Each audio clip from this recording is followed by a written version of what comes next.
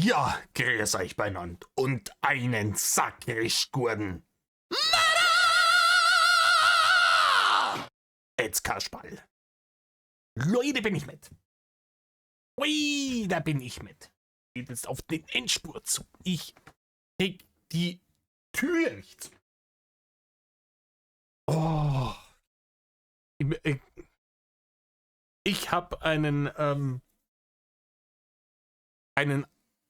hochamtlichen Mülltag hinter mir. Ja, hier 18.12.2025. Gott sei Dank dauert das Jahr nicht mehr lang.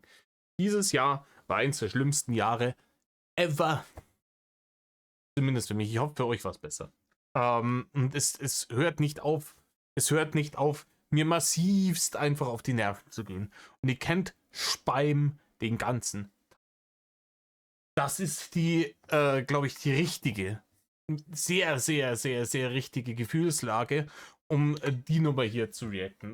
Da, wenn ich in der Stimmung bin, dann ist meistens zwar mit der Monetarisierung Essig, aber habe ich bisher eigentlich so meine stärksten Performances rausgehauen.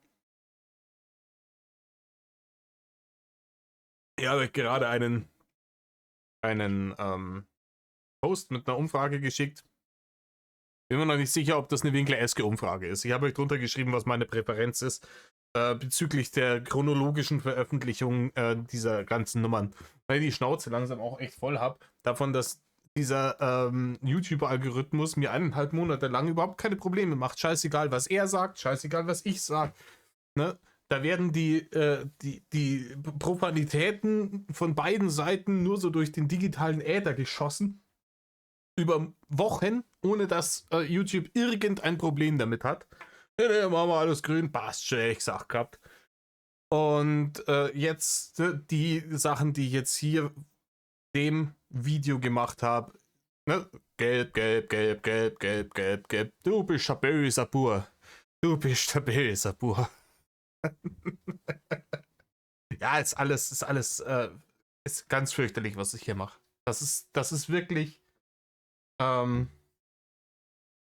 Das gehört zu den schlimmsten Verbrechen der Menschheitsgeschichte. Sowas darf natürlich ein so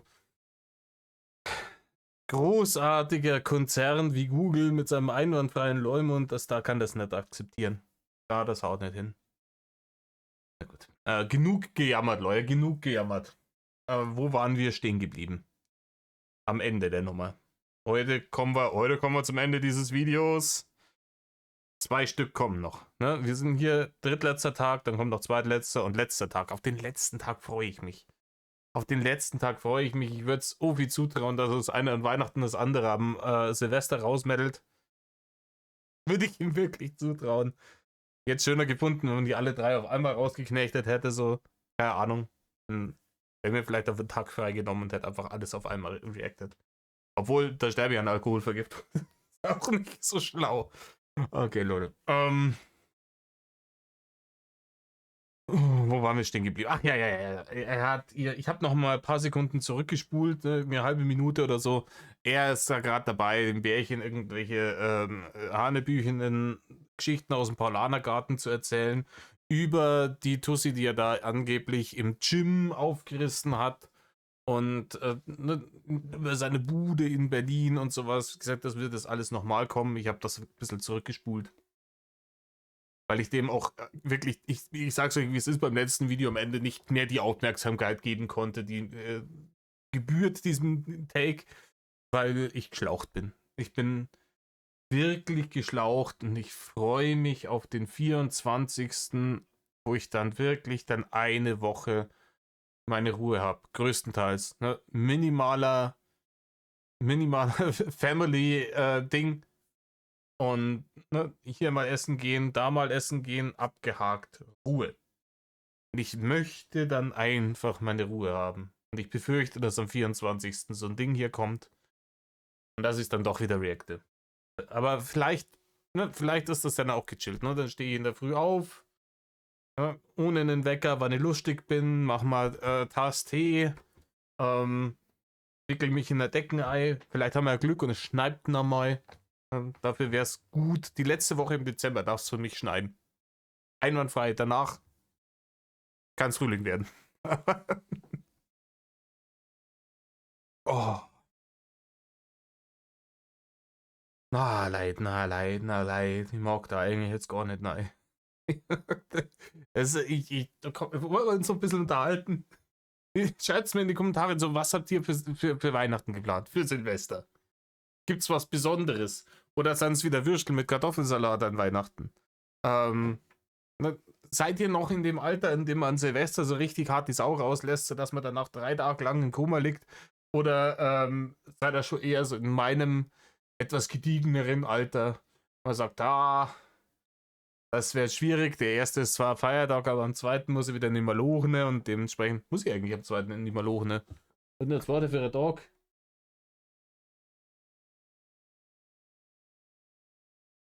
Schauen. Eine Sekunde.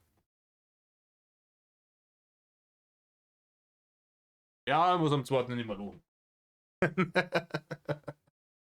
Schade. Aber bloß kurz. Dementsprechend. Ich bin mir wirklich.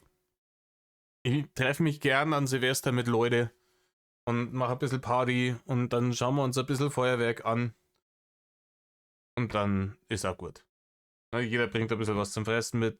Nicht mehr so diese Absturzpartys, die ich vor 15, 20 Jahren noch gehabt habe. Wo man gesagt hat, okay, wenn du dich an den 1. Januar des Jahres erinnern konntest, dann hast du nicht richtig Silvester gefeiert, so in der Richtung. Aber aus dem Alter bin ich raus. Hoffe ich, glaube ich. Ich sehe schon, ich sag das jetzt. Ne? Ich sag das jetzt. Aus dem Alter bin ich raus. Und am 31. liege ich dann da. Und dann verschlafe ich Mitternacht oder sowas. So wird's kommen. Wenn YouTube weiter so rumkackt, dann hört ihr das wahrscheinlich erst im nächsten Jahr. Was schade ist. Ich würde euch das gerne noch vor den Feiertagen alles ready machen, dass er wegen schwierig wird. Das Wochenende bin ich verplant und ja. Ich brauche irgendwie Kernentspannung. Okay, wurscht. Genügend Geschwalt. Jetzt hat Berlin. Gym. Lülülü Paulanergarten. Let's go. Hockt euch her, Sommermeere. Reißt euch halbe auf. Mir. Ja, einer. In Ding. Ja, die Ja, Sexblase. Kamlan, ein paar Sachen habe ich dir ja schon erzählt. Wir haben uns ja, wie gesagt, schon ein bisschen kennengelernt, haben uns schon ein paar Mal getroffen, so. Sie war schon ein paar Mal bei mir, in meiner Zwergenwohnung hier in Berlin. Er zieht sich das on the fly einfach hinten raus. Er zieht sich's on the fly hinten raus einfach. Und ich verstehe es nicht. Es ist absolut unnötig. Ne? Es ist, die Aussage war auch unnötig, ne? Alles, was Rainer tut, ist unnötig, aber welchen Grund hat dieser Mann, dass er sich jetzt da hinsetzt und dieses Bärchen belügt darüber, über irgendeine Geschichte von irgendeiner Truller, die er angeblich im Gym, kennengelernt hat und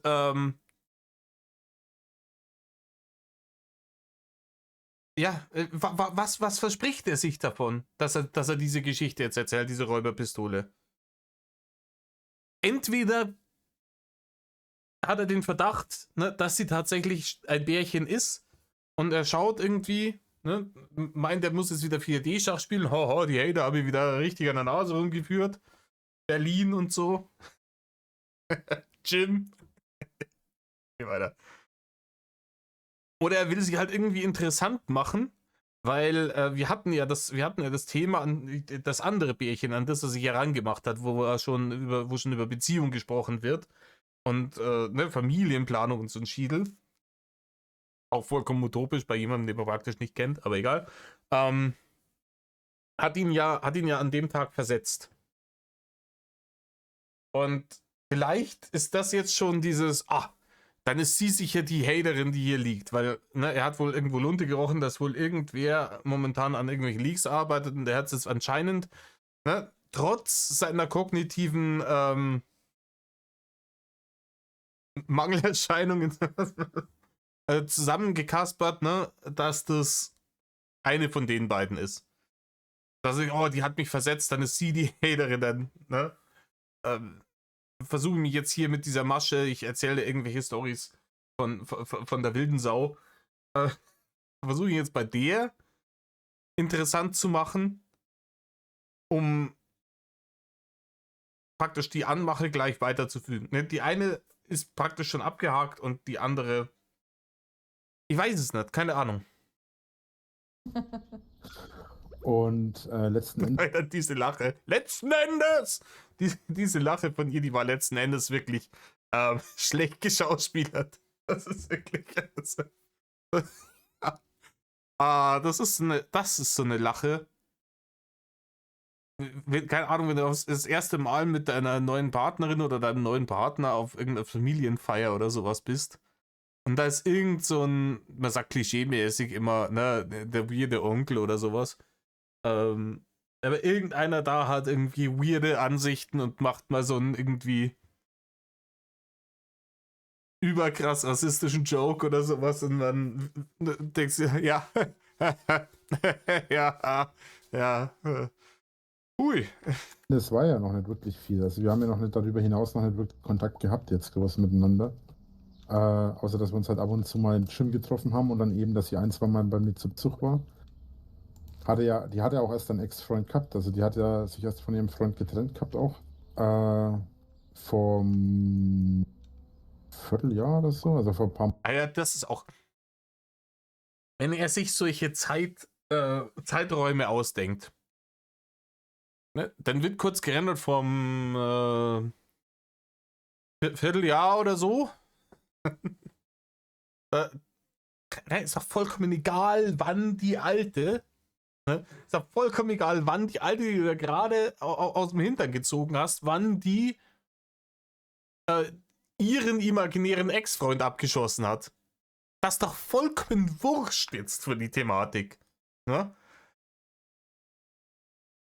Ich bin kein guter Lügner und ich könnte dir sagen, wie die Lüge besser verwurscht ist. Ne? Hättest gesagt, ja, die ist, momentan ist das ein bisschen schwierig, weil die hatte eine langjährige Beziehung hinter sich, die böse geendet ist. Punkt. Ende. Aber hier kommen schon wieder viel zu viele Details. Ja, vom Vierteljahr oder so. Vielleicht waren es auch 4 Monate oder ich glaube, es waren 3 Monate und 25 Tage. Das war's. 25 Tage, 3 Stunden, 5 Minuten und 10 Sekunden. Sehr glaubwürdig, Reinhard. Sehr, sehr glaubwürdig. Monaten auf jeden Fall erst. Und meinte halt, dass sie im Moment eigentlich sowieso nichts Festeres will. Übrigens kannst du in der Das ist auch die Leute, die aus Beziehungen rauskommen und die gerade nichts Festeres wollen und die eigentlich die Fresse dick haben von der ganzen Nummer, die springen dann natürlich auf so jemanden wie ihn. Natürlich springen die auf so jemanden wie ihn.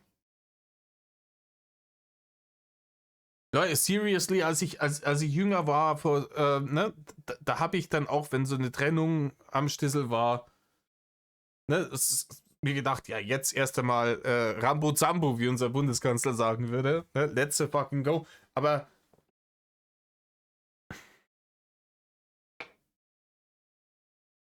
ihn, weißt du? Eigentlich mal, wenn ich auf Typen stehen würde. Nicht im Traum. Ich kann es mir nicht vorstellen, dass eine Frau, die aus einer Beziehung rauskommt und sagt, ja, ich habe jetzt eigentlich auf Beziehung gar keinen Bock. Ich habe eigentlich eher Bock, Spaß zu haben. Dann sucht man sich doch niemanden, der sich körperlich behindert gefressen hat. Wo überhaupt nicht gesagt ist, ob der überhaupt in der Lage ist, den Akt zu vollbringen. Sondern da geht man doch irgendwo, sucht sich im Gym auch noch. Im Gym, wo halt wirklich einfach viele Leute rumlaufen, die wirklich gesunde, funktionierende, attraktive Körper haben. Da geht sie rein und sucht sich dann ihn aus. Und das sollen wir jetzt glauben. Ja, genau, Rainer. Er sagt hier, ich habe eine Beziehung hinter mir, ich will das ein bisschen durch die Gegend bimsen und den Frust loswerden. Dann sucht man sich doch nicht was aus, wo man sich denkt, boah, krass, muss ich erstmal ein Studium abschließen, um überhaupt rauszukriegen, wie wir das physisch machen können. Ne? Und dann muss man nochmal im Internet schauen, so einen Spezialkran, an dem man die Wampe praktisch so hochheben kann, damit man überhaupt an den Shrimp rankommt. Nein, Rainer. Solche Leute suchen sich nicht jemanden wie dich aus. Für ihre Wildbimserei, um eine Beziehung zu überwinden. Macht kein Mensch. Ich will dann dir mal eine Kiste abholen. Mhm. Ich bin auf Stufe 10. Ich bin jetzt auf Stufe 10 und ich komme jetzt zurück, weil ich habe keine Okay. Ausdauer mehr und ich habe auch keine Ding. Ding hat er nicht. Ding hat er auf jeden Fall nicht. Keine Werkzeuge. Also ich habe keine, nicht Werkzeuge, sondern ich habe keinen Platz mehr. Ja, also, Ja, also, plumpe Überleitung aufs Snoo-Snoo-Thema kommt jetzt. ja, was kann ich groß dazu sagen? Also wir Nix, Rainer, ist alles erfunden. Sie weiß das, wir wissen das, du weißt das. Es ist Hanebüchen. Einfach nicht machen, Rainer. haben uns halt im Gym kennengelernt. Als ich trainieren war und da meinte sie halt so, dass sie das beeindruckend findet, dass jemand mit meinem Aussehen und meiner Körperstatur halt so sich halt versucht so zu betätigen und so. Hab ich gesagt, ja, ne, ich gebe mir Das fände ich auch bemerkenswert, muss ich sagen, beeindruckend. Wenn Leute tatsächlich sagen, okay, nee, ich habe hier über Jahre hinweg habe ich mich gehen lassen, ich bin in einer körperlichen Verfassung, ne, in der ich mich nicht wohlfühle, nicht attraktiv fühle, wo es vielleicht auch schon gewisse gesundheitliche Schäden entstehen durch die Nummer, ne, Gelenke, Galle, Diabetes, offene Beine, du kennst dich aus, Rainer, dass man dann sagt, okay, ja, hier enough, ich muss mein Leben ändern, das macht mir nicht glücklich und ich gehe jetzt ins Gym und zwicken Arsch zusammen und nehme ab. Und das tatsächlich durchziehen. Vor solchen Leuten habe ich einen heiden Respekt. Ich bin noch nicht fett genug, um dazu getrieben zu werden, weil ich ein faules Stück bin. Ganz ehrlich, ich hasse Sport. momentan Mühe abzunehmen und alles. Und meinte sie, das findet sie beeindruckend und gut. Ja, wie gesagt, Leute, die das tatsächlich machen, ne, die haben auch meinen höchsten Respekt. Ne, gerade wenn jemand 200 Kilo wiegt und sagt, nee, jetzt ist Feierabend und sich da reinbeißen. Die haben meinen höchsten Respekt. Reiner Problem, niemals wirst du an diesen Punkt kommen. Niemals wirst du an diesen Punkt kommen. Rainer, du wirst ich bin bereit zu wetten, du wirst in den nächsten, ich habe auch schon gewettet, ne, wirst in den nächsten 10 Jahren, wirst du die Haxen hochreißen, bedingt durch eine durch Adipositas verursachte Krankheit. Ne? Thrombosen, Diabetes, was auch immer. Herzkranzgefäße, Herzkasperl, Schlaganfall, was es nicht alles gibt, ne? Diese wunderbare Liste an Dingen, die wirklich so extremes Übergewicht wie deines einfach mit sich bringen. Eins davon kriegt dich, Rainer. Eins davon kriegt dich. Bin ich bereit zu wetten. Und zwar, weil ich weiß, dass du deinen halb vermoderten Kadaver niemals nicht unter Druck und Zwang in ein Erzadler-Gym hieven würdest. Niemals. Und ich gesagt, ja, cool, ne? Finde ich super, danke. Mhm. Und dann ging es halt auch unter anderem letzten Endes nicht zuletzt darum, Letzten Endes, nicht zuletzt, dass sie meinte, dass ihr oder dass wir halt dann angefangen haben, darüber zu sprechen, wie wir uns am besten. Aber Ich kann da das- haben wir halt angefangen, uns auch ich zu kann- treffen. So. Ich kann das hier wieder nicht auf. Kann mir das jemand unten reinschreiben? Bin ich da dumm? Ich kann hier schon wieder nicht an der Wiedergabegeschwindigkeit was ändern. Was hat YouTube da verbrochen? Ich mach kurz Pause, weil ich versuche das zu regeln. So, ich konnte jetzt hier, ne, ich muss es F5 Und dann hat es funktioniert, jetzt hier die Geschwindigkeit wieder hochzustellen. YouTube, bring mal deine scheiß Seiten auf die Ketten. Aber ich habe schon festgestellt, die haben in letzter Zeit wieder viel da reingepusht. Wie wir uns am aber da haben wir halt angefangen, uns auch zu treffen. So, ne? Ich habe sie dann öfter schon in der Sauna gesehen. Wobei es da normalerweise nur reingeht, wenn keine Männer drinnen sind. Das war bei mir dann die einzige Ausnahme. Ja, das ist auch das. Und wie will sie das feststellen? Reini, du bist so dermaßen weltfremd und kerndumm einfach, das ist unfassbar. Natürlich gibt es Frauen, die sagen, ja, männliche Aufmerksamkeit im Gym will ich nicht haben. Für diese Leute gibt es spezielle Fitnessstudios nur für Frauen. Dürfen keine Männer rein. Problem gelöst. Aber wie will sie das denn in einem normalen Fitnessstudio, wie will sie das denn da regeln? Die haben ja da keine Kamera, wo du reinschauen kannst. Boah, jetzt sind keine Männer da, jetzt können wir schnell hin. Und wenn einer kommt, dann geht sie wieder heim, oder? Oder geht sie einfach hin, guckt rein, sind Männer drin, muss ich wieder nach Hause, komm in einer halben Stunde wieder. Wie stellst du dir das vor, Rainer? Denk doch für 2 Cent nach, bevor du so einen Bullshit ins Netz blökst. Vor etwa 4 Wochen. Und dann, nachdem ich dann die Ausnahme war, kam sie halt öfter mal rein. Hat aber normalerweise. Das auch, die hat sich dann gedacht, normalerweise mag ich das überhaupt nicht, wenn Männer anwesend sind, während ich hier meine Übungen mache. Aber der dicke Sondi da hinten mit seinen offenen Haxen, der diesen ganz bestimmten süßlichen Verwesungsgeruch ausströmt, den finde ich schon ganz schnucklig. Da gehe ich vielleicht doch mal. Ja, bleiben wir doch da. Ne? Vielleicht falle ich ihm ja auf. Immer ihren nicht Bademantel, sondern ihr Handtuch halt um die Hüfte und um die Brüste geschlungen, also Oberkörper, so wie Frauen das halt immer machen. Ja. Was ich übrigens mega sexy finde, mal so, wenn ich das am Rande erwähnen darf. Ja, ich kann es verstehen, auf jeden Fall. So, und kam er dann immer zu mir rein und hat sich dann halt auch ganz ungeniert neben mich gesetzt und sich mit mir unterhalten. So. Und das war halt anfangs, waren das halt ganz unverfängliche Themen. Da ging es anfangs vor allem so um. Warte mal, ganz ehrlich, wer glaubt, angenommen, ne, diese Geschichte wäre nicht wirklich ganz extrem aus dem Paulanergarten. Angenommen. Wer glaubt, Rainer würde, wenn es tatsächlich die Situation gäbe, da drin sitzen und sich mit dieser Person über ganz normale, unverfängliche Themen unterhalten? Ne? Wenn die jetzt denkt, ja doch, das kann schon sein, dann werde ich die Folgefrage stellen, wie schaut das aus mit dem Osterhasen und dem Nikolaus? Ne? Alter Schwede, natürlich. Da war ganz Rainer, wenn du angenommen, du hättest trainiert und würdest danach in der Sauna sitzen, dann wäre dein Herz belastungsmäßig schon komplett am Anschlag. In dem Moment, in dem da eine Frau reinkommen würde, nur mit einem Handtuch bekleidet, würdest du spontan einen Schlaganfall kriegen und dann liegst du zitternd wie ein Fisch auf Land am Boden und gibst deine letzten Zuckungen von dir, Digga. Da liegst du da. Feierabend. Exitus. Und das Letzte, was du machen würdest, wäre dich unverfänglich mit dieser Person unterhalten. Ums Training vor allem am Anfang. Danach haben wir uns so ein bisschen drüber unterhalten, was wir halt privat gerne mögen, beide. Ja, und so hat sich das jetzt so Stück für Stück entwickelt. Ja.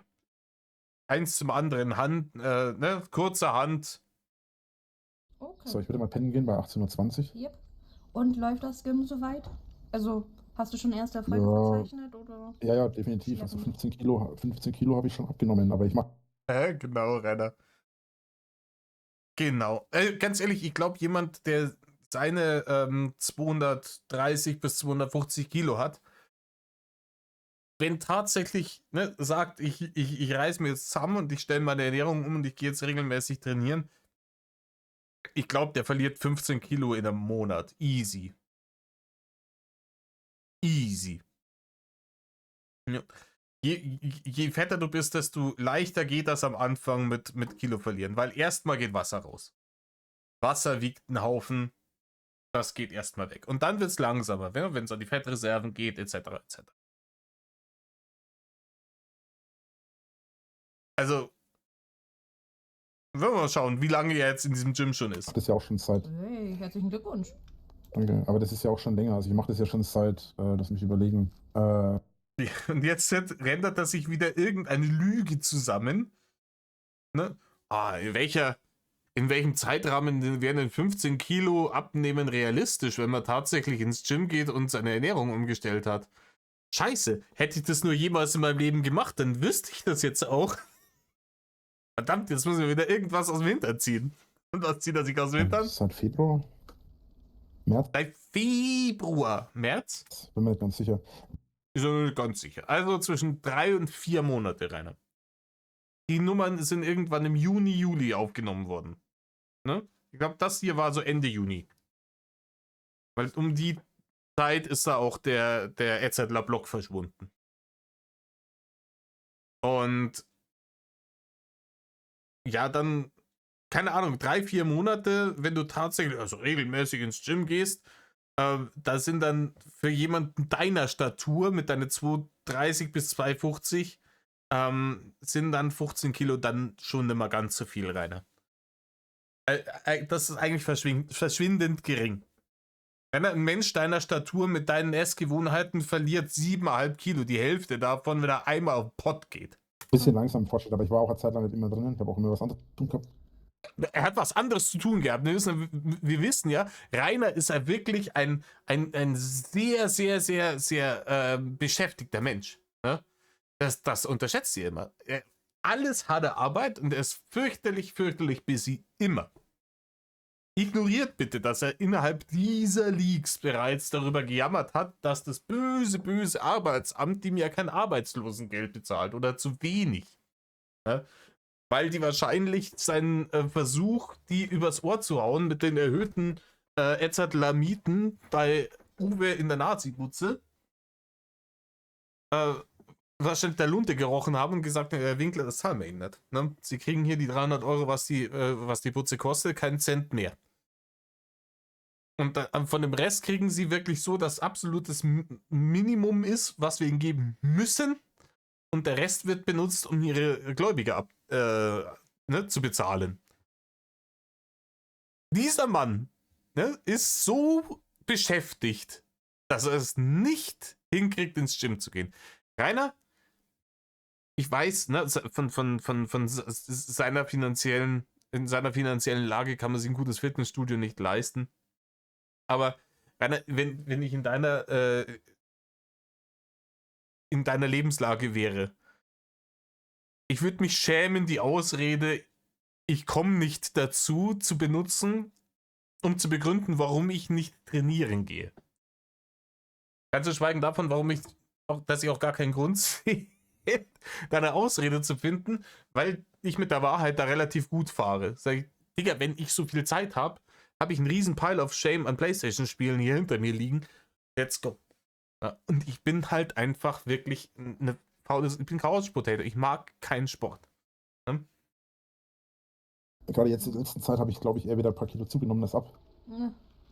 Und was war jetzt das? Ist Monatsanfang und war Uwe gerade beim Einkaufen, oder? Am Monatsersten. Kohle aufs Drachenkonto, dann mettelt der Uwe zum nächstbesten Rewe und holt Jahrfleisch. Davon rendert sich der Rainer dann in den ersten 2 Tagen gleich mal 5 Kilo rein.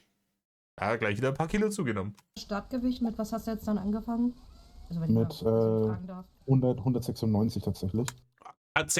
Das ist auch so ein Ding. Mit 196 tatsächlich. Das ist immer so, wirklich, glaubt mir das, tatsächlich sogar Etzertler. Und diese Zahl ist halt auch, das ist die Winklersche Zahl, die zweite. 1510. Aber das hätte ihm keiner geglaubt. Ne? Also, wenn er gesagt hätte, keine Ahnung, 151 Kilo, das hätte ihm kein Mensch geglaubt. Aber die 196, das sind dieselben 196 wie die 196 Zentimeter, die er angeblich groß ist. Er sagt, er ist 1,96 groß und wiegt 196 Kilo. Das ist immer, weil er hat sich irgendwann gedacht, okay, ich merke mir nur die eine Zahl und die muss für beide Lügen herhalten, weil der Prozessor das nicht gerendert kriegt oben. mir dann eine neue Lüge auszudenken. Und ehrlich sein ist natürlich keine Option, ne? Wo hast du angefangen? Ja, 250 Kilo. Ist dann vielleicht nicht ganz so sexy. Er will natürlich unter den magischen 200 bleiben. Ne? Das ist der Grund, warum so Sachen im Supermarkt 1,95 oder 1,99 kosten. Ne? Damit da nicht 20 Euro steht. Und das ist der Grund, warum er 196 Kilo sagt, damit da nicht 200 Kilo steht. Weil sie ja sein Backup-Bärchen ist. Die muss ja warm gehalten werden. Und wenn die Zahl 200 Kilo hört, in Reiners Gedanken, ich glaube auch bei 196, denkt man sich, holla, die Waldfee, das ist wild, ne? Das ist wild. Das Gewicht von einem Babyelefanten. So viel wiegen 2 bis 3 normale Menschen, je nach Statur und Körpergröße. Keine Ahnung, wenn man sagt, machen wir doch das Gedankenspiel. Was ist die Durchschnittsgröße von einem Mann in Deutschland? 1,78? Sowas. Und wir nehmen jetzt an, die Männer haben Idealgewicht. Ja, wo man immer sagt, die Pi mal Daumen ist Größe in Zentimeter minus 100 in Kilogramm. Ne? Also jeder von denen hat 78 Kilo. Runden wir auf 80 auf. Dann hat er mit seinen 240 Kilo das Gewicht von 3 erwachsenen Durchschnittsmännern in Deutschland. Ich wiederhole. Rainer Winkler hat alleine mit seinen 1,84 Meter, lieber Reini, es ist ausgerechnet worden, das Gewicht von 3 erwachsenen Durchschnittsmännern in Deutschland. Alter, wenn wir nach Somalia gehen, wären wir zweistellig. Entschuldigung, der musste sein. Okay. Und jetzt, ja, jetzt bin ich auf etwa 184. Ja, Mathe Lord hat wieder zugeschlagen. 15 Kilo habe ich abgenommen. Jetzt Adler. Tatsächlich sogar. War sauber. Bei welchem Gewicht hast du gestartet? 196 Kilo. Und, wie schaut's aus? Wo bist du jetzt? 184 Kilo. Ja, das sind keine 15 Kilo. Oh, kannst du 96 minus 15 nicht rechnen und nicht drauf kämen, dass das vielleicht 81 wird, oder? Du Dulli.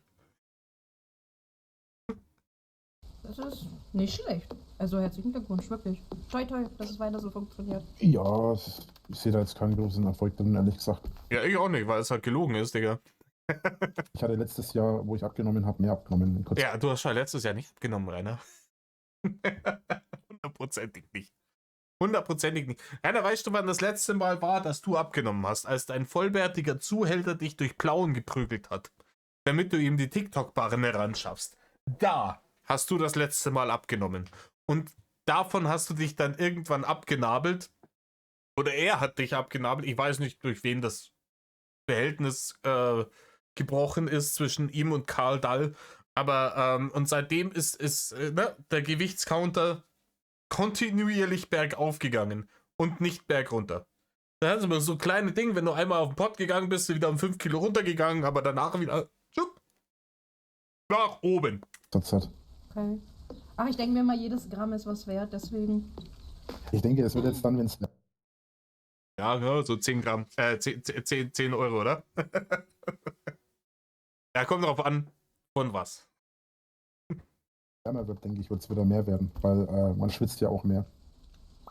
Ne? Und wenn du mehr schwitzt, nimmst du auch automatisch mehr ab. Das ist ja ganz normal. Ja, Rainer, durch Schwitzen nimmt man nicht ab. Das ist ein Trugschluss. Wenn du durch Schwitzen abnimmst, nimmst du nicht ab, sondern du dehydrierst und das ist nicht gesund. Das ist der Punkt. Wenn du stark schwitzt, solltest du nicht 1 Gramm abnehmen, wenn du die richtige Wasserzufuhr hast. Man sollte, wenn man stark schwitzt, das, was man rausschwitzt, wieder an Wasser oben reinschütten. Gebietet der gesunde Menschenverstand. Damit man eben nicht dehydriert. Das ist auch diese Nummer, wo in den 90er Jahren hatten sie dann auch diese komischen Dinger, die sich da rumgeschnallt haben, irgendwie so Saunagürtel oder so ein Scheiß. Und so, ja, da haben wir mal abgenommen. Sitzt einen halben Tag in dem Saunagürtel, hast ja 10 Liter rausgespitzt, kommst da raus wie so eine Rosine, hast Schädelwehe ohne Ende. Und oh, das funktioniert, habe ich abgenommen. Danach hast du nicht abgenommen. Du hast nicht abgenommen, du hast kein Gramm Fett weniger im Körper. Du hast einfach nur alles Wasser rausgeschwitzt und alle Elektrolyte und bist jetzt kurz vor der Exitus. Herzlichen Glückwunsch.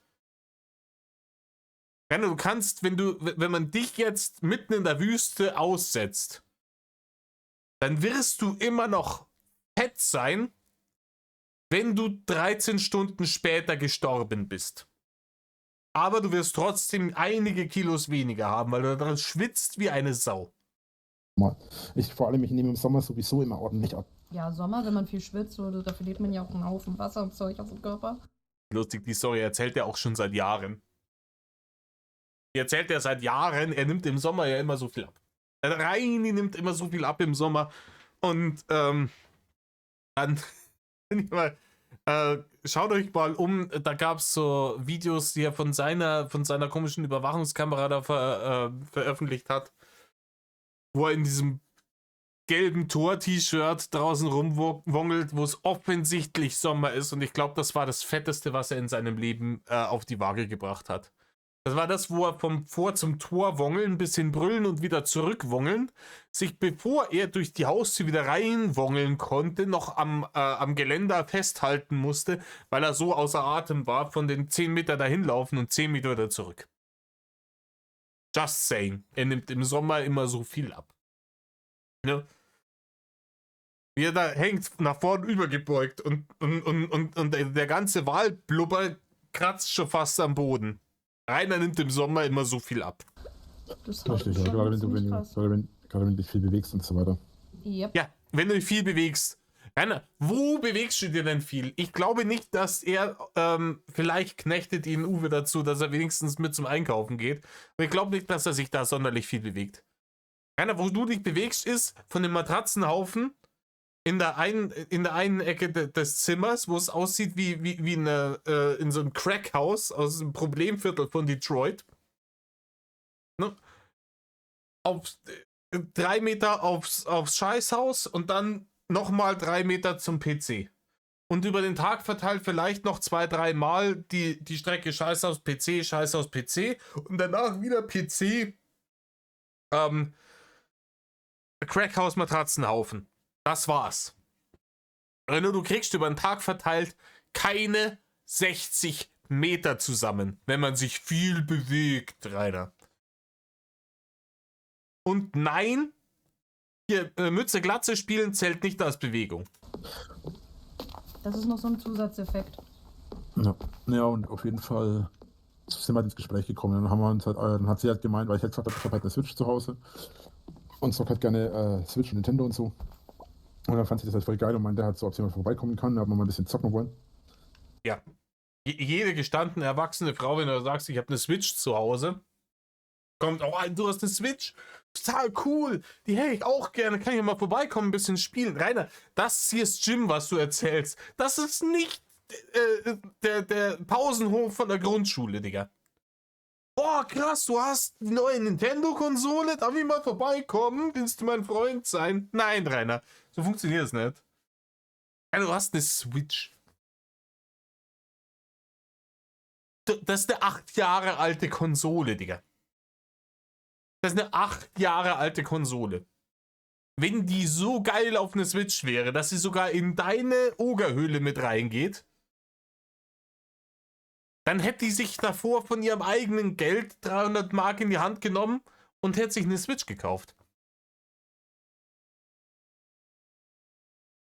Da merkt man wieder, auf welchem geistigen Reifeniveau dieser Mensch ist. Die Unterhaltung war wie, du hast eine Switch, darf ich mal vorbeikommen und ein bisschen spielen. Die findet zwischen Erwachsenen nicht statt, Rainer. Die findet zwischen erwachsenen Menschen nicht statt. Diese Unterhaltung findet statt zwischen 8-Jährigen auf dem Schulhof, Digga. Übrigens solltest du jetzt anfangen, in die Minen zu gehen. Ne? Wir sollten die Minen mal schauen, dass wir so schnell die... Rainer, du sollst mal anfangen, in die Minen zu gehen. Ich mach hier schon wieder seit 40 Minuten und ich bin Schwierig. 4 Minuten, 5 Minuten hier im Video weitergekommen. Rainer, schick dich in die Säureminen. Dann nimmst du ab. Das verspreche ich dir. In den Minen nimmst du ab. Du kriegst da auch nicht irgendwie so einen Presslufthammer oder sowas. Ne? Du kriegst die gute alte Spitzhacke in die Hand. Ne? Und vielleicht noch so eine Kette mit so einem mit so einer Metallkugel ans Bein. Und dann rein in die Minen. Und dann schau mal in einem halben Jahr mal, wie viel du im Monat abgenommen hast, Rainer. Durchziehen. Genau, und dann meinte sie halt so, dass sie jetzt gerne mal vorbeikommen möchte und so und ob wir mal ein bisschen zocken wollen. Und da habe ich schon so gegrinst und gesagt, ja, zocken. Man so, ja, nur zocken. Und ich sagte, okay, gut, dann halt nur zocken. Dann hat sie schon gegrinst und gelacht. Und wir waren also quasi schon von Anfang an auch auf ein. Und ja, genau. Das ist so, also du lernst jemanden kennen und redest über das Zocken und die Person sagt, ja, wollen wir zusammen zocken. Und jemand im Jahr 2025 kommt dann nicht erstmal drauf, vielleicht mal erstmal online mit der Person zu zocken, um zu schauen, ob man überhaupt irgendwie vibet, sondern nein, dann gleich zu dem und man hat sowieso die ganze Zeit als Ausrede genutzt, ne, um da hinzukommen, um dann hier so wie Netflix und Chill oder so, ne, ein bisschen zu bimsen. Ne? Weil er so ein Zuckerstück ist, der Rainer. Ja, weil dieser 240 Kilo Koloss mit den offenen Haxen, wo das Wasser unten rausläuft, ne? Und was weiß ich an allen anderen Wundsäften und diesen widerlichen, gelben, verschimmelten Drachenkrallen da unten raus. Ne? Weil der ist wirklich einfach First Prize einfach. Das ist der Hauptpreis im ganzen Gym. Den hat sie sich sofort an den Nagel gerissen. dann habe ich dir ja, wann war das, vorgestern oder vorvorgestern? Aber vor ein paar Tagen habe ich dir ja schon erzählt, dass wir dann angefangen haben, auch uns öfter zu treffen. Habe ich dann ja auch öfter Dates gehabt und alles. Teilweise war das eben mit ihr, nicht alles. Teilweise war es dann mit ihr. Und nicht zuletzt habe ich dann. Teilweise war das mit ihr. Er hat sich dann mit anderen auch noch getroffen, nebenher. Von den anderen hat er aber komischerweise nichts erzählt. Also, wenn das jetzt die ist, von der er hier dem Wollbunny-Bärchen erzählt hat, dann. Ja, komm. Halt auch die Situation gehabt, dass ich mich halt mit ihr, ja, eben auch mehr über das Thema Beziehung unterhalten habe. Dann hat sie mir eben nicht zuletzt erzählt, dass ihr Ex-Partner sie eben betrogen hat, mehrfach. Ja, betrogen hat mehrfach. Das ist schlimm. Wenn man da keinen Bock drauf hat, betrogen zu werden, sollte man Schluss machen. Das sehe ich auch so. Ja, dann sollte man definitiv nicht mit jemandem mit dem Mindset eines Rainer Winklers zusammenkommen. Scheißegal, ob es Rainer selber ist oder nicht. Ne? Also, aber mit der Vorstellung einer Beziehung ist er nicht ganz so alleine. Ne? Dieses, oh ja, keine Ahnung, ich würde schon gern rumbimsen währenddessen, aber die Frau darf das nicht. Wenn du damit ein Problem hast und deine letzte Beziehung deswegen kaputt gegangen ist, vielleicht jemand wie Rainer Winkler allein schon aufgrund der Einstellung zur Monogamie nicht der ideale Partner. Und da hat sie ja dann natürlich logischerweise keinen Bock mehr auf Männer gehabt, eine Zeit lang, und wollte da auch nichts davon wissen. Und dann hat sie dich im Gym gesehen und hat gesagt, oh mein Gott, was für ein Bild von einem Mann. Wie aus speckigen, schwabbligen Marmor gemeißelt. Steht er da? Im Schweiße seines Gesichts. Den nimm ich mal. Genau das hat sie gedacht. Na, eigentlich habe ich ja Männern abgeschworen. So kurz war sie davor, dass lesbisch wird. Aber dann hat sie einen Rainer gesehen und hat gedacht, nein, das ist nicht der Weg für mich. Das ist der Mann. Ich habe in meinem Leben noch nie so einen männlichen Mann erlebt wie den Typen. Den nehme ich mir jetzt Horn. Genau so ist es gelaufen. Und jetzt ist es dann halt so, dass sie halt gemeint hat, naja, also gestern haben wir uns dann halt abends nochmal drüber unterhalten, warum sie jetzt halt plötzlich doch mit mir in die Kiste gegangen ist. Und wie das dann trotzdem zustande gekommen ist, hat sie ja. Das ganz einfach erklärt, weil du die ganze Scheiße ausgedacht hast. Na, was halt erfunden hast. Deswegen ist das passiert. Einfach gemeint, naja, sie hatte jetzt halt einfach Lust auf mich so, und weil wir uns jetzt halt schon ein bisschen kennen und so weiter, sie wollte halt einfach mal wieder ein bisschen Spaß haben. Hat auch gleich dazu gesagt, ich soll da nicht zu viel interpretieren, aber sie hat mich ja jetzt inzwischen ein bisschen, ne, du weißt ja, ich bin ja sehr offen, was das Thema allgemein angeht, also man merkt das ja immer von Anfang an mit mir. Aber das Und ist dann ja meinte in sie halt, Ordnung, kannst du ja machen, so. Warum nicht? ja, worauf ich hinaus wollte, war, sie hat dann von Anfang an ja gewusst, dass ich halt anders da drauf bin und so drüber nachdenke. Und deswegen war ihr natürlich klar, dass sie mit mir auch einfach so ein bisschen ihren Spaß haben kann. Ohne Rainer, im Übrigen, mit so einer Sache, ne, mit der Tür ins Haus zu fallen, ist ein ziemlich sicherer Weg, ewig ungebimst zu bleiben. Weil die meisten Menschen, egal ob Männlein oder Weiblein, finden das nicht so geil und werden davon eher abgeschreckt, wenn in der frühen Kennenlernphase gleich verbreitet wird. Im Übrigen, ich habe eine ganz lockere Moral. Bin permanent am Umeinanderbimsen, jung, alt, Männlein, Weiblein, scheißegal was für Gebrechen, Rollstuhl amputiert, ist mir alles wurscht, ich nehme alles, was hergeht. Dann sind die meisten Leute so, ah ja, nett dich kennengelernt zu haben. Im Übrigen, was habe ich dir gleich nochmal gesagt, was mein Name war? Den hast du noch nicht gesagt. Wunderbar, bleiben wir dabei. Tschüss. Und dann kündigt die ihre Gym-Mitgliedschaft und geht ab nächste Woche woanders zum Trainieren hin. Dass ich mir gleich einbilde, dass sie nämlich verknallt ist oder sonst was. Mhm. Und genau, deswegen hat sie sich dann letzten Endes mit mir da ein bisschen auf ein bisschen Spaß eingelassen. Letzten Endes! Wir halt eben heute Abend sind weiter. Ja. Und so hat sich das Stück für Stück halt entwickelt. Und jetzt ist halt so die Sache, dass ich mich da jetzt auch drüber freue, weil endlich mal wieder ein bisschen Action. Und ja, keine Ahnung. Suchen wir nächstes. Was? Alles Gute. Ich habe irgendwie das Gefühl, du bist gerade ziemlich geknickt, ist alles okay. Action. Jetzt auch wieder Action. Ne? Rainer, bei dir ist das nicht Action. Das ist nicht für dich. Sollte die tatsächlich mit irgendwie, keine Ahnung, Hilfe von irgendwelchen Borneo-Filmen, irgendwelche komischen Hentais oder was weiß ich, oder deinen eigenen Blogs, ne? Und massiver Medikation etc., sollten die das tatsächlich hinkriegen, dass bei dir sowas Ähnliches wie eine Erektion wieder entsteht, dann brauchen die immer noch 3 Leibeigene, die nebendran stehen und erstmal den Ranzen wegräumen und dann nochmal. Also, ne?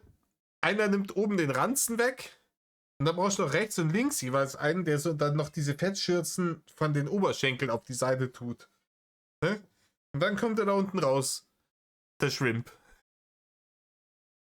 Und dann muss die da noch irgendwie versuchen, da umeinander zu arbeiten. Die muss jetzt sich auch so einen Helm aufsetzen, wie so ein Kohlekumpel mit einer Lampe oben drauf. Ne? Vielleicht nimmt sie auch eine Machete mit, wie so ein Typ, der durch den Dschungel läuft. Hauptsache, und dann wird sich da durchgearbeitet. Das ist halt Action für alle anderen. Nicht für dich, Digga. Nicht für dich. So, Miss Gusi hat es wahrscheinlich nicht gemerkt, aber ich muss kurz Pause machen. Ne? Meine Holde ist nach Hause gekommen und einer von unseren Katern veranstaltet das immer so, der ist mehr ein Hund als eine Katze, der fängt dann an rumzuplärren, wenn einer nach Hause kommt. So. Das ist irgendwo cute, irgendwo nervig. Wo waren wir stehen geblieben? Okay. Ja, natürlich bin ich geknickt. Du hast gesagt, du überlegst dir den Blog runterzunehmen und den Discord vielleicht runterzunehmen. Achso, ja, die ist traurig, weil er den Blog und den Discord runternimmt. Nice, ey, ganz ehrlich. Wir wissen ja, der hat den Blog und den Discord geschlossen. Der hat den Blog wahrscheinlich, glaube ich, schon an dem Tag und den Discord dann wahrscheinlich 2 Tage später. Aber nicer Versuch. Liebes Bärchen. Die hat sich gedacht, ja komm, ein paar Wochen will ich schon noch aushalten. Schauen wir mal. Wenn ich jetzt hier auf wirklich trauriges Bärchen mache, vielleicht lässt er dann den Blog noch und den Discord noch ein bisschen online. Da gibt es noch 1, 2 Leaks mehr. Aber Leute, hey, ich habe jetzt schon fast 70 Videos zu dem Thema gemacht. Ich bin froh, dass es nicht so gekommen ist. Das ist. Aber alles gut, es ist trotzdem immer noch deins, deswegen. Ich sehe halt weiterhin keinen Sinn darin. Ja, ich verstehe schon so. Rainer, wenn du weiterhin keinen Sinn darin siehst, bedeutet es, du hast noch nie einen Sinn darin gesehen und das wirft die Frage auf, warum du es überhaupt angefangen hast. Damit zu erfreulicheren Themen. Ich habe Ja. Bimsen in der Sauna mit der Eulen, die du erfunden hast. Wird's das? Remonster angefangen vor kurzem wieder. Oh, okay. Damit zu erfreulicheren Themen. Ich habe Remonster angefangen vor kurzem Okay, wie Monster. Genau. wieder. Oh, okay. Das war eine Falls du ein Anime Serie, ne? kennst. Das ist eine Serie, ja. Das ist ein Anime. Natürlich ist ein Anime, was soll es sonst sein? Er konsumiert ja keinen anderen Content, ne? Borneo-Filme und Animes. Manchmal Anime-Borneos. Kenn ich noch gar nicht. Um was geht's denn da? Oder Borneo-Animes. Erzähl mal. Aber lass mich raten, irgendwer bimst. Irgendwer bimst. Irgendwer wacht irgendwo auf und ist ganz geil auf einmal und dann wird gebimst. Ja, Ja, ein Typ, der halt wiedergeboren wird. Ein ganz normaler, schlichter Isekai. Mhm. Genau, und dann wird er wiedergeboren als Goblin und schildert da sein Leben. Mehr. Das ist unfassbar. Bitte nicht wieder die Goblin Road runtergehen. Ist erschreckend genug, wie durchsichtig du bist. Es ist dieses, ich glaube, das hat sich in seinem Gehirn so manifestiert die letzten Jahre, seitdem der aus der Schanze raus ist. Ne? Damals hat er noch irgendwie da seinen Rückzugsort gehabt, seine Burg. Seitdem der da raus ist und gemerkt hat, scheiße, damit haben meine Probleme sich nicht in Luft aufgelöst, im Gegenteil, die sind schlimmer geworden, hat er das sich in sein Spatzenhirn geschraubt, dass er muss sich jetzt ein neues Universum nach dieser Existenz machen, meldet sich nur noch diese Animes da rein, ne? Um sich einzureden, nee, das war nicht meine einzige Chance. Dieses Leben auf dieser Welt ist nicht meine einzige Chance. Ich kann danach nochmal und da habe ich mehr zu melden und da gibt es keine Hater und dann wird alles schön. Das muss so sein, das muss so sein, das muss so sein, weil ansonsten kann ich mir eigentlich gleich den Scheißstrick nehmen. Und deswegen steigert er sich in diese Nummern rein. Nee. Das hat was zutiefst Religiöses, ne? Ablasshandel ist das. Das ist ihr 58er IQ Ablasshandel, was er da abzieht. Oder weniger. Okay. Reicht das nicht? Ich weiß nicht. Da wird ja bestimmt noch mehr passieren als diese 3 Dinge. Der interessiert Rainer nicht. Wirklich. Also der lebt dann sein Leben als Goblin und entwickelt sich halt mit der Zeit immer weiter. Lass mich raten. Und wird dann halt vom Goblin vom Goblin dann zum Hobgoblin, vom Hobgoblin zum Hochorger.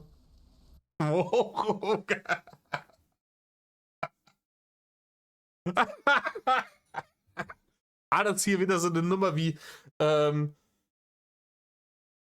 ist das wahrscheinlich sogar derselbe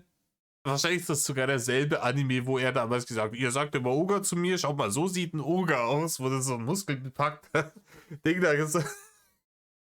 Nein, Digga. So sieht kein Oger aus. Ich müsst euch mal. Googelt mal DSA 3. oder 4. Edition Oger und geht auf die Bildersuche. Ne?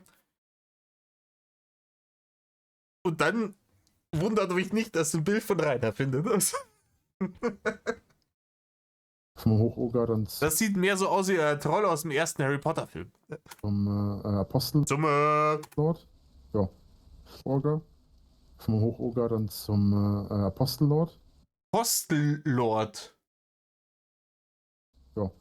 Okay, das ist die Evolution. Goblin, Hobgoblin, Hochoger, Postellord. Und entwickelt sich jetzt so Stück für Stück weiter. Okay. Ja, im Gegensatz zu einem anderen Oger, den ich kenne, der einfach sich seit er 12 Jahre ist, nicht mehr weiterentwickelt hat. Und schwängert dabei mehrere Frauen. Halt! Ich hab's am Anfang gesagt, es geht darum, er bimst. Habe ich komplett den Plot vorhergesagt oder habe ich es nicht gemacht? Es geht darum, er bimst. Ich habe das schon aus dem Kopf wieder verbannt und gedacht, ja, offensichtlich bimst er nicht. Vielleicht ist das mal ausnahmsweise ein Film, wo der Goblin nicht bimst. Und jetzt kommt, ja, der bimst da. Ein Maul, Rainer. Das ist unfassbar. Ich kann das nicht mehr. Die dann Kinder von ihm bekommen und so weiter. Da liegen auch ein Und so weiter. paar meiner Ideen für meinen Blog begraben. Ja, das hört sich so an, als hättest du es 1:1 geklaut, du Depp. Da liegen ein paar Ideen begraben. Die liegen nicht sonderlich tief begraben. Das ist ein sehr flaches Grab, wo die drinnen liegen. Das hört sich so an, als hättest du auf Copy-Paste gemacht und das Ganze noch ein bisschen widerlicher gestaltet. In dem Anime. Also auch davon einfach inspirieren lassen, ja. Zum Teil, ja. Ja, zum Teil. Also zum allergrößten Teil würde ich sagen, ja, 98%. Unfassbar. Inspiration ist wichtig, finde ich.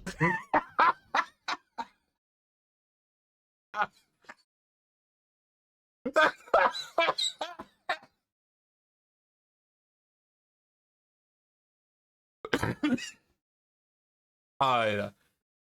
Huiuiui. Der hätte vor 15 Jahren auch von unserem Verteidigungsminister zu Gutenberg kommen können, Alter. Oh, meine Fresse. Ja, Inspiration. Das war der Euphemismus für was nochmal? Plagiat, genau. Das war's. Viele lassen sich von irgendwas inspirieren. Ich sag's euch, natürlich lassen sich viele von irgendwas inspirieren. Ich habe mich inspirieren lassen. Mein Content ist inspiriert so ein bisschen von den anderen Kommentator-Kaspern, die ich halt konsumiert habe, bevor ich hiermit angefangen habe. Da war ein Uti dabei, da war ein Ani Degger dabei und ein Hagebuttner und solche Leute. Und ja, natürlich. Aber es gibt halt so inspirieren und Copy-Paste plagiieren. Und da ist schon ein Unterschied. Jemand, der zum Beispiel sich sehr schön immer von Dingen inspirieren lässt, aber wirklich ein eigenes, wertvolles Werk und eine logische Weiterführung dessen, wovon er sich inspirieren hat lassen, liefert, ist Quentin Tarantino. Ne? Einer der besten Filmemacher überhaupt, jemals. Und der nimmt Sachen, die es gibt, und verpackt die aber so schön anders, dass man sagt, okay, das ist ein eigenes künstlerisches Werk, das einfach nicht straight geklaut. Ne? Nicht so Reini. Wollen wir nicht drüber reden, Reinis kompletter Content war schon immer auf Plagiat aufgebaut. Plagiat war bei Reini schon immer Name of the Game. Er hat seine Displays 1:1 von Gronkh abgekupfert. Und alle anderen Formate auch, die hat er alle irgendwo gesehen und sagt, ja, genau so mache ich es auch. Und natürlich kann man sagen, so mache ich es auch. Aber dann muss ich dem meinen eigenen Twist geben. Ich habe jetzt hier meine Nische gefunden, hat ein bisschen gedauert. Ich habe hier diesen bayerischen Kasperl ein bisschen mit reingenommen. Und das auch, ne, das unterscheidet mich dann von anderen Reaction-Kasperln. Aber Reini hat halt einfach 1:1, Reini hat sogar wortwörtlich dieselben Witze gebracht wie ein Gronkh. Bei seinen Let's Plays hier von diesem Point-and-Click-Adventure, Eponia oder so wie es heißt. Eponia war das Pferd in Zelda. Ihr wisst, was ich meine. Ne? Er hat 1:1 die Lines übernommen. Der hat praktisch das Let's Play von Gronkh auswendig gelernt und hat das dann nochmal selber gemacht, um das hochzuladen. Das hat nicht mehr Inspiration, das hat Plagiat, Digga. Das ist im Übrigen auch der Typ, der sich beschwert, dass andere Leute über seinen Content, durch seinen Content Geld machen. Ich muss gleich nochmal in Delhi. Oh, okay. Ja, ich habe meine Cola gerade aufgebraucht. Trink halt Leitungswasser, du fetter Schwabbel. Ich gucke gerade die ganze Zeit mir etwas an wegen vorher unserem Gespräch. Und das macht mir auch ehrlich gesagt ein bisschen Sorgen. Ausgezeichnet. Leute, ich ziehe das durch. Wir sind jetzt noch 13 Minuten. Und wir haben schon eine Stunde reagiert. Ich ziehe das durch. Ne? Bin gleich wieder. So. Hä? Was meinst du? Ja, du hast vorher noch über hier Leute erzählt, die jetzt nicht so gut sind und so weiter und so fort. Und da habe ich jetzt ein paar gegoogelt, die du erwähnt hast. Darunter auch dieses Schanzenwatch. Und da steht eine Menge Scheiße drin. Also da Ja. Aber es steht nicht eine Menge Scheiße drin, weil es unwahr ist. Ne? Sondern es steht eine Menge Scheiße drin, weil es die Wahrheit über ihn ist. Ne? Liegt in der Natur der Sache, Digga. steht richtig, richtig viel Zeug drin. Ja, und da ist ziemlich viel Müll dabei. Und der Witz daran ist, Ja, und der Witz daran ist, dass alles wahr ist. dass der Scheiß, der da drin abgeht, das sind echte Straftaten, die da begangen werden. Ja, mit Straftaten kennst du dich aus, Rainer. Mit Straftaten kennst du dich aus. Mehrfach vorbestrafter Gewaltstraftäter. Ich glaube auch, die schreiben ja, was weiß ich nicht, was drin. irgendwie seine neue E-Mail und da wird irgendwas reingepostet und Jetzt geht ihm der Stift. Jetzt geht ihm der Stift. Jetzt, ich wollte gerade sagen, die Unterbuchse wird braun, aber solche trägt er ja nicht. Ne? Die Plastikbuchse füllt sich wieder. Du deine. brauchst mir gar nicht erzählen, ich habe überall Spione. Ah,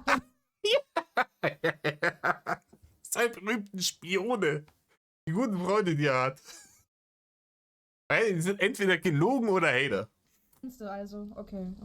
Ich habe in den tiefsten Kreisen der Hater Spione. Okay. Deswegen, das ist einer der Gründe, warum es das geht. In den allertiefsten Kreisen. Ne? In den Leute, dreht euch um. Euer Partner oder eure Partnerin ist wahrscheinlich Spion von Rainer. Er hat überall seine Finger mit drin. Ne? Der Masterplan geht bald auf. Gegenseitig zerfleischen. Und wem gehört das? Weißt du das? Wem gehört was? Dieses Schanzenwatch? Ja, das weiß ich, wem das gehört. Ja! mit Sicherheit weiß er das. Das weiß er mit Sicherheit. Schanzenwatch Broadcast, wer den führt, weiß er hundertprozentig. Not. Das ist hier wie bei Ding. Jud Nerzo ist der Hacker von Aline Bachmann, Digga. Das Wer? Aber das läuft alles im Hintergrund aktuell. Achso.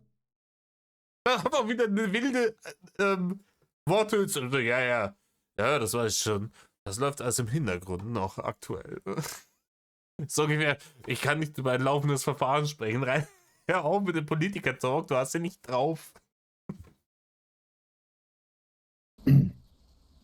Na, ich gehe jetzt anders gegen die vor. Die werden schon noch merken, dass sie sich mit jemandem angelegt haben, der ihnen früher oder später die Fresse einschlägt. Ja, ist unfassbar. Das ist dieselbe Nummer. Ihr erinnert euch noch? Ich such's euch nochmal raus. Ja, Leute, ihr habt es jetzt gerade echt nicht gefunden. Ich hab's nicht gefunden auf die Schnelle. Aber ihr erinnert euch, wo so günstig gelacht hat und gesagt, ich weiß, was nächstes Jahr auf die Hater zukommt. Das ist dieselbe Nummer gerade. Oh, die wissen ja gar nicht, mit wem sie sich angelegt haben. Weil ich habe mein Leben absichtlich Vollgas mit 180 gegen die Wand gefahren, nur um die in Sicherheit zu wiegen. Das war schon immer mein Plan, dass ich hier in dieser 10 Quadratmeter Nazi-Butze im sächsischen Hinterland lande. War schon immer mein geheimer Masterplan, damit sie nicht mehr damit rechnen, dass noch was kommt. Und dann schlage ich zu. Genauso wird es passieren. Naht. Oder eigentlich stimmt das nicht. Nicht ich bin es, der ihnen die Fresse einschlägt, sondern sie schlagen sich eigentlich indirekt selbst die Fresse ein. Ja, das werden sie noch merken. Okay. Naja, das Problem ist, Hate ist grundsätzlich eine Sache, die Yeah.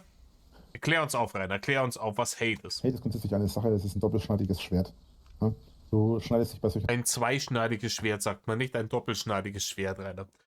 Ja, wer anderen eine Grube gräbt, hat eine Taube auf dem Dach. Sachen immer selbst. Und viele Hater haben sich schon selbst geleakt im Laufe der Vergangenheit. Und es gibt mittlerweile viele, die sagen, dass das Game ohnehin vorbei ist. Viele wissen auch gar nicht mehr, was sie machen sollen. So, was ist mit dir? Ich dachte, du bist... Ja, Rainer, ja, es gibt Leute, die naiv sind und sagen, das Game ist ohnehin vorbei. Und es gibt halt Leute, die halt einfach nur darauf warten, dass du halt wiederkommst. Dass das Unvermeidliche tatsächlich eintritt. Ich geb's dir, es war jetzt wirklich, gerade was TikTok und sowas angeht, wirklich wenig, was gekommen ist. Aber das wird sich ändern.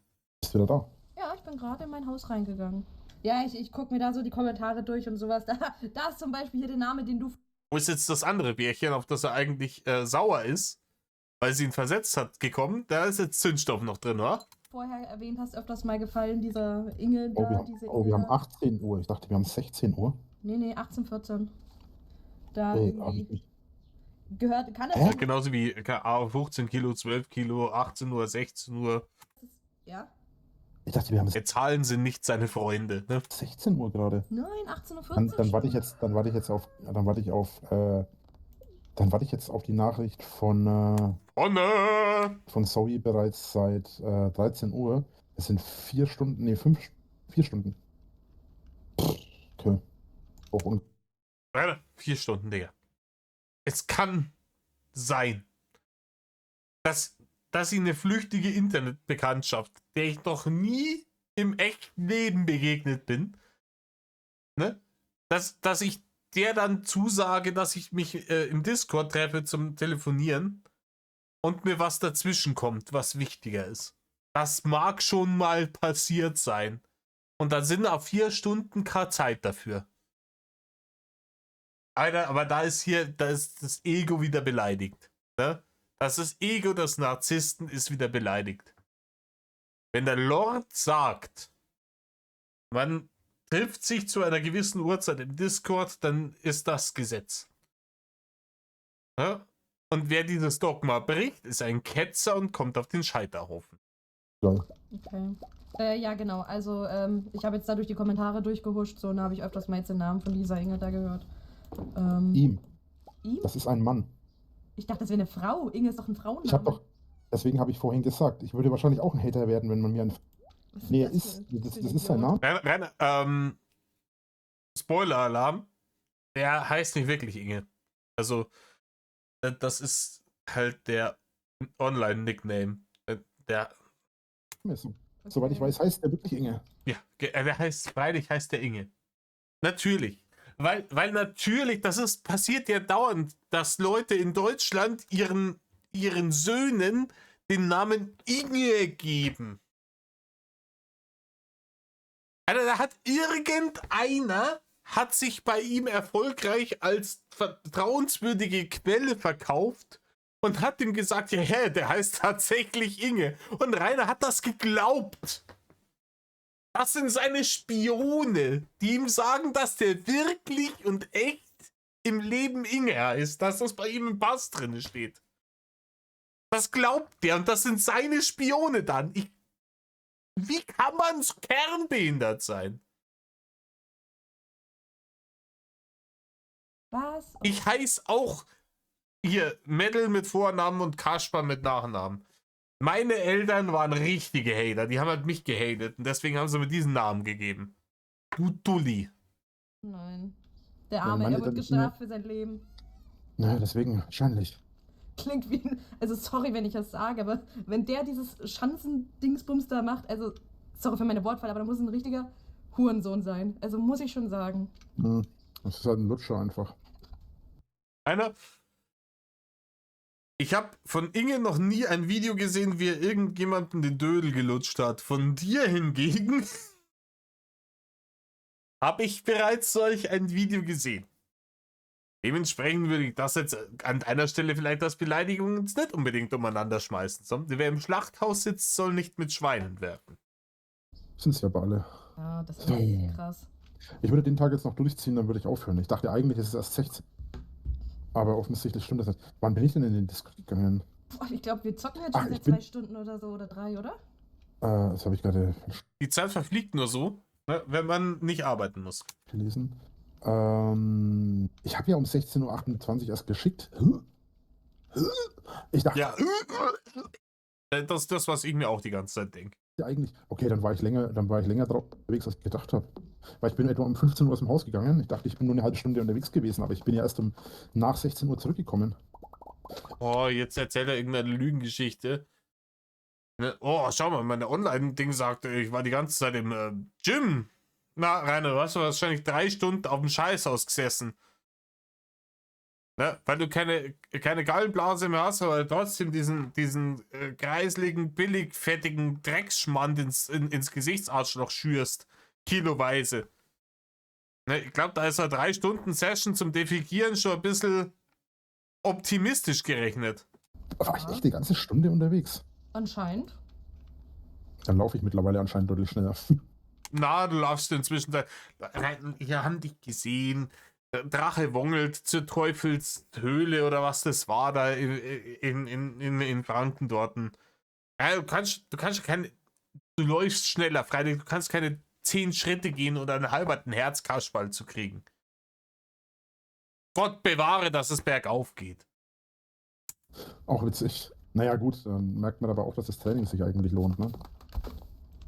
Ja, ich möchte jetzt Ja, das Training wird sich schon lohnen, wenn du es nicht erfunden hättest. versuchen, ich will mir eine nicht eine Apple, Google, eine Apple Dingsbums zu holen. Dingsbums hat er schon gesagt, eine Smartwatch für utopische Preise braucht er jetzt, damit er seinen Puls überwachen kann. Ein Puls ist auf 188. Das kann er sagen. Habe ich, glaube ich, schon erzählt. Eine Google Fit Watch will ich mir jetzt holen, damit die Okay. Blutdruck und alles misst. Und dann will ich nämlich versuchen, Ja, Rainer, die, wenn du anfängt, deinen Blutdruck zu messen, dann explodiert die. Das ist wie in diesem Homer Simpson-Ding mit dem Lügendetektor. Das ist ein einfacher Lügendetektor. Wir stellen Ja-Nein-Fragen, die beantworten Sie wahrheitsgemäß. Haben Sie das verstanden? Ja. Genau das passiert mit irgendeiner Gerätschaft, die deinen Blutdruck misst, Rainer. zu Hause mein Training zu machen, dann kann ich mir das Gym sparen. Auf die Idee hat mich übrigens auch sie gebracht, also mit der ich mich da jetzt, da müsste ich eigentlich auch mal meine Google, wenn ich mir die Google Watch mal zu habe, dann müsste ich dabei eigentlich auch mal meine Watch tragen, dann schauen wir mal, wie gut ich da abgehe. Oh, Ja, wie gesagt, bis jetzt ist Ja, gibt Nulllinie, Rainer. es ja vor allem Spaß, ne? Also Ja. für uns ist es im Moment beide nur Sex. Glaubt ihr, dass der tatsächlich, der 250 Kilo Reini, in der Sauna bei 80, 90 Grad umeinander bimst, ohne dass er Ex geht? okay. Und ich finde es auch absolut in Ordnung. Wie gesagt, sie wollte ja jetzt auch keine Beziehung, also ich gehe jetzt mal nicht davon aus, dass sie jetzt morgen sagt, ja, lass mal ausgehen oder so. Ja, wer weiß. Nö, das halte ich für eher unwahrscheinlich. Oh, wieso? Ja, weil sie das schon ganz deutlich gesagt hat eigentlich, dass sie wirklich nur Interesse an Sex hat. Hat sie gesagt gehabt, oder? Mit dir, genau. Okay. Aber soweit ich das verstanden habe, war sie auch ganz schön überrascht, Enttäuscht, Rainer? Enttäuscht? glaube ich, kann man sagen. Ja, das ist. Ja, so kann man es auch sagen. Ne, die war sehr überrascht. Ne? Die hat bei 16,5 gedacht, du wolltest Zentimeter sagen und hast nicht Millimeter gemeint. War sehr überrascht. Überrascht? Mhm. Überraschung. Wieso überrascht? Bin 3-mal gekommen. Ja, aber bevor die Hose ausgezogen hast, du Depp. Was? Mhm. Aber in was für ein Zeitraum? Der Zeitraum ist wichtig. 3 Sekunden. Einmal, zweimal, einmal, dreimal. Was? Verwirrt. Also. In der Sauna zweimal Ja. und zu Hause 3-mal am Stück. Ach so, okay. Also während eines, Willst du wissen, der Rainer, der ist wie so eine Gatling Gun. Da, da, da, da, da, da, da, da. während einer Runde sozusagen. Ja, das klingt schon logischer als das andere. Wieso? Aber einmal, zweimal, drei. Ich weiß gar nicht mehr, was du gesagt hast. Sorry. Einmal, zweimal, einmal, zweimal, einmal, dreimal, habe ich gesagt. Okay. Also in der Sauna zweimal. Und dann zu Hause, wo wir uns dann abends hingelegt haben und noch ein bisschen gespielt haben, nochmal 3-mal. Ja, kein Wie Wunder, gesagt, dass sie nur Sex von dir sie will, war- wenn du schon sowas raushaust, Mann. Es ist maximal unangenehm geworden gerade. Es ist wirklich maximal unangenehm geworden. Der meint jetzt tatsächlich, dass er sich bei diesem Bärchen irgendwie Eindruck schinden kann, damit, dass er sagt, oh, komm eigentlich alle 2 Minuten so. Das ist normal. Ne? Ja, da ist schon wieder passiert. Was ist los mit dir? Was stimmt in deinem Kopf nicht? Wie oft hat Rudi ihn mit dem Hammer getroffen an der Rübe, dass wirklich so einen Hirnschaden geben kann? Wie gesagt, sie war überrascht. Ja, und Glaub du ich. wunderst dich, also bitte. Ja. Krass, krass. Aber ich habe dir ja schon mal gesagt, dass man bei mir keinen normalen Maßstab anlegen kann. Ja, richtig. Muss ja immer so eine Lupe und so ein besonders kleines Maßband nehmen und so. Ja, hast du ihr auf jeden Fall bewiesen. Ja, weißt du was, jetzt wo es schon so spät ist, ich schreibe mal kurz der. Achso, das geht jetzt gerade nicht, weil ich jetzt in der Mine bin, jetzt gehen mir die Viecher auf den Sack. Ich werde gleich der Zoe mal schreiben. Er wollte eigentlich noch ein paar Stunden warten, gell? Hat er vorhin gesagt gehabt. Aber wie gesagt, wir kennen das aus den anderen Bärchen, liegst wegen 30 Anrufe in einer Nacht. Ich habe jetzt eigentlich gedacht, dass ich da nicht so lange warte, aber nach 4 Stunden finde ich das schon, oder nach 4 Stunden finde ich das schon ein bisschen uncool. Ich denke, das hat bestimmt einen Grund oder so. Ja, wahrscheinlich wird es einen Grund haben. Wahrscheinlich wird es einen Grund haben. Ja, ich finde es schon ein bisschen uncool. Seine Majestät, ja, Lord Rainer Winkler, a.k.a. Drache, warten zu lassen, ist Majestätsbeleidigung, Digga. Da kannst du, wenn eine Woche Pranger, wenn du kriegst dafür, kannst du dich glücklich schätzen. Das mag schon sein, aber 4 Stunden jemanden warten zu lassen, Ohne Erklärung, ohne irgendwas. Ja, Rainer, es kann sein, dass wirklich was Schlimmes passiert ist. Kann sein, die kann einen Autounfall gehabt haben, ist tot. Wenn man einen Grund dafür hat, ist uncool. Hm. Vielleicht bin ich da altmodisch, aber jemand, der 4 Stunden auf sich warten lässt, nee, das ist für mich einfach nicht vertretbar. Ja, Rainer hat ja noch nie Leute auf sich warten lassen. Minusmensch. Ja, gut. So, ich komme jetzt mal zurück, dann lass uns mal noch ein paar Sachen erledigen und dann den Tag ausklingen lassen und dann würde ich auch mal das Gamen beenden. Jo, können wir machen, klar. Ich muss dann auch mal gleich schauen, ich glaube, sie hat mir auch gerade geschrieben. Oh, okay, ja, dann ist es sowieso wichtig, dass ich jetzt dann aufhöre. Sie hat gerade geschrieben, sie ist in einer Viertelstunde hier. Ach so, okay. Also hat doch geschrieben. Hat doch gerade gesagt, sie hat mir gerade, ich glaube, sie hat mir gerade geschrieben. Jetzt habe ich nochmal nachgeschaut. Was? Du hast gerade gesagt, ja, sie hat mir gerade geschrieben, sie ist eine Viertelstunde hier und danach hast du gesagt, ich glaube, sie hat mir gerade geschrieben. Da kriegen wir eine Lüge auf die Kette. Das hat sie mir tatsächlich geschrieben und hat gemeint, Tatsächlich sogar. Wirklich jetzt, glaub mir doch jetzt endlich. dass sie eben in einer Viertelstunde hier ist. Na, siehste. 15 Minuten, Das spätestens ist doch 20 Minuten alles. hat sie geschrieben. Und sie hat mir noch geschrieben, ob sie was zu essen mitbringen soll. Oh. Sie hat festgestellt, dass ich nicht viel zu Hause habe. Ja, der Trog war mal wieder leer. Ne? Soll ich vielleicht ein bisschen was aus der Biotonne holen? Im Eimer, schön rein in den Trog. Kannst die Schweinefresse reinhalten, schön rausfressen. Oh, das ist süß. Das ist echt lieb. Naja, soweit ich das verstanden habe, wollte sie heute nochmal hier schlafen. Und wahrscheinlich morgen erst, also morgen habe ich vermutlich keine Zeit, weil soweit ich das verstanden habe, wird sie aber auch morgen hier sein und Okay. den Tag bei mir verbringen. Oh, cool. Na dann, also bist du dann morgen. Keine Ahnung. Der Text, den sie dafür hätte schreiben müssen, der wäre so lang gewesen, dass schon alleine das unglaubwürdig ist, weil du hast nur kurz aufs Handy geschaut. Angeblich nur kurz aufs Handy geschaut. Ja, das Bärchen weiß, wie schnell du lesen kannst. Wenn die Alte, die den Text geschrieben hätte, ja, Reini, sorry, dass ich mich jetzt so lange nicht gemeldet habe. Ja, klar, können wir heute gerne was machen. Ich bin schon auf dem Weg zu dir. Ich bin in 15, spätestens 20 Minuten bei dir. Soll ich dir auch was zum Essen mitbringen? Bis du das zusammengestottert hättest. Ne? Mit deinem HDS. Soll ich noch was? Was? Was? Komm, wann? Wie? Und du hast doch einfach eine Sekunde aufs Handy geschaut. Ja, da habe ich die. Ja, weiß ich schon, die kommt und bleibt dann auch. Das hat sie auch noch drunter geschrieben. Bleibt dann auch noch den nächsten Tag. Die hat ein richtiges Buch an Nachricht geschrieben und du hast das innerhalb von einer halben Sekunde gelesen, alles.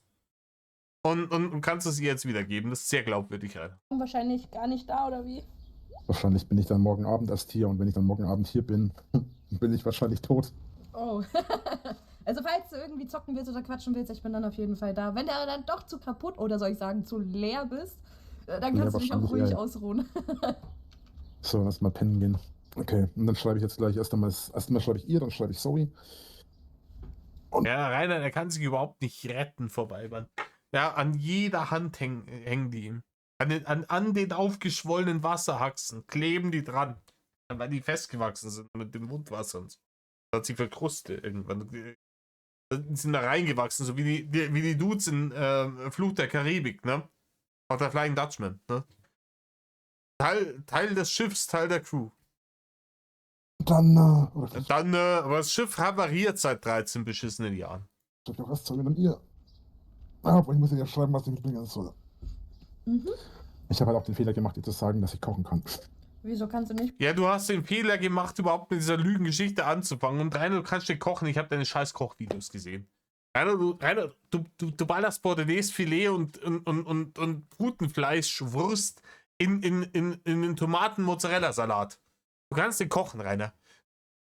Ich weiß nicht, was mit deinen Geschmacksnerven auch nicht stimmt, aber alles, was du jeweils gekocht hast, ist ein Schlangenfraß, ganz ehrlich, den sie im schlimmsten sibirischen Gulag nicht fressen würden. Kochen. Doch, Aber, was ist dann der Fehler? ich muss kochen.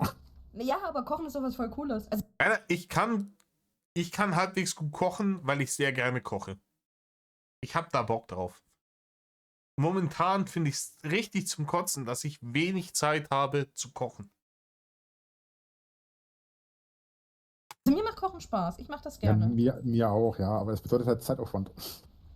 Ja, oder ihr kocht zusammen. Zusammen kochen ist auch immer was Schönes. Das finde ich. machen wir definitiv auch, wenn sie übers Wochenende da ist. So, warte mal kurz, ich schreibe mal eben. Zusammen kochen ist wirklich was sehr, sehr Schönes. Ich koche sehr gerne zusammen mit meiner besseren Hälfte. Das ist eine coole Nummer. Was soll sie mitbringen? Das ist eine gute Frage. Ein bisschen Gemüse, ein bisschen Obst. Ja, keine Ahnung, was halt in Denken so im Supermarkt gibt. Ne? So Luftgemüse, Luftobst, alles erfundene Scheiße. Okay, weißt du was? Sie hat gemeint, sie mag asiatisch. Dann mache ich eine Reispfanne mit Gemüse und Hähnchen. Ist das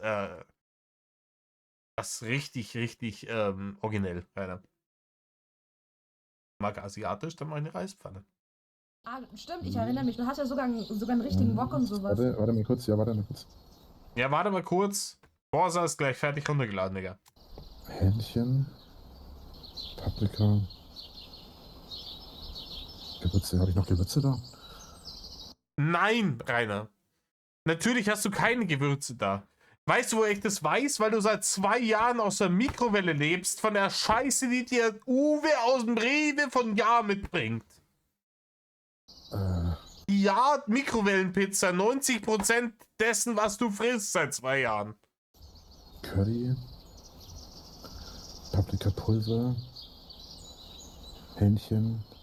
Habe ich Hähnchen schon beschrieben? Ja. Wenn in einem Rezept Curry drin steht, Currypulver, dann weiß ich schon, dass Orsch ist. Aber entweder steht Kurkuma drin oder Currypaste. In richtigen Rezepten von Leuten, die tatsächlich was kochen wollen, das nicht nach Orsch schmeckt. Was mache ich noch? Gurken haue ich nicht mit rein. Nein, weil Gurken nicht traditionelle asiatische Küche Ich sind. gebe aus dem Kopf gerade das Rezept durch. Ja, aus dem Kopf geht er das Rezept durch. Aus welchem, Rainer? Aus welchem? Nicht aus deinem. Eier habe ich noch da. Nein, hast du auch nicht mehr. Karotten habe ich noch da. Sojasauce habe ich noch da. Ja, der Rainer, der hat so einen halben Bioladen hinten, so ein Regal. Hat er dort steht. Schaut aus wie auf dem Wochenmarkt, schaut das aus. Der ganzen frischen Gemüse. Halt dein Maul, Rainer. Rainer, du hast mindestens seit 15 Jahren keine frische Karotte mehr aus der Nähe gesehen. Halt dein Maul. Ja. Und falls du noch irgendwas möchtest, vielleicht für dich. Genau. Ansonsten haben wir ja den Daily gegenüber. Genau, die haben im Notfall ja auch noch Kleinigkeiten. Komisch. Ich höre es nicht tippen gerade. Ansonsten hört man es. Nee. Wobei sie gestern kurz zu hatten. Obwohl die ja nicht 24/7 aufmachen. Mhm. Okay. Absenden. Gut. So. Achso, warte mal. Freue mich auf dich. Ja, weg damit. So schnell hat er Freue mich auf dich geschrieben. Freilich. Freilich. Da Analphabet Rainer Winkler. Okay. Ich hoffe, man hört meine Tasten geklickt. So. Was hat er gesagt? Ich hoffe, man hört meine Tasten geklickt. Ich hoffe, ich habe nicht mit den Tasten geklickt. Nee, dann hast du mit den Tasten geklickt. Weil er auch nichts geschrieben hast, weil er gerade irgendeine Räuberpistole ausdenkst. So, und jetzt wollte ich ja sorry noch kurz schreiben. Warte mal. So, naja, war wahrscheinlich jetzt ein bisschen unsensibel. Ich habe einfach geschrieben, ob es sauer ist. Und was ich heute Morgen gesagt habe, gestern Abend mit ihr getroffen haben. Das sind ja nicht zusammen, also sorry, falls wollte sie nicht verletzen. Also sorry. Keine Ahnung, es sind ja nicht zusammen nichts. Na gut. Tülü. Dann wünsche ich dir jetzt einen schönen Abend. Das wäre ein Schmierentheater, das ist wirklich nicht mehr zu fassen. Muss jetzt dann auch noch mal schnell die Küche saugen. Ja, die Küche. Rainer, ein Nachtkästchen, wo eine Mikrowelle draufsteht, zählt nicht als Küche, Rainer. Okay. Wobei so schlimm schaut es zum Glück nicht aus. Gut, dann wünsche ich dir einen schönen Tag. Bis später und ja. Ciao. Jo, bis später. Tschüssi. Himmel sei Dank. Ende von der Nummer. 1 Stunde 24.